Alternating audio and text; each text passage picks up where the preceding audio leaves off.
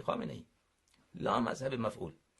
اگر تو مثلا میخواستی که دفاع بکنی از حرم، خب چرا این مردم بیچاره هزارای افغانستان فرستادی؟ خب اینا که بی دفاعن در افغانستان، همین 40 سال گذشته و خصوصا در همین 10 سال گذشته چقدر مسافرین اینا کشته شدن، قریه های اینا نابود شدن، الله اکبر، دختران جوان اینا رو بردن.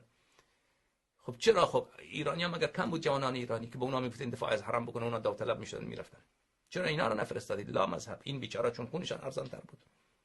چون دنیا نگوید که ایرانی ها اینجا آمده جنگیده، مثلا ما این یک حیله شیطانی که اگر تو آخر تو چی افغانی را بفرستی چی ایرانی را بفرستی، همه میدونن تو فرستادی، این که فرقی نمیکنه.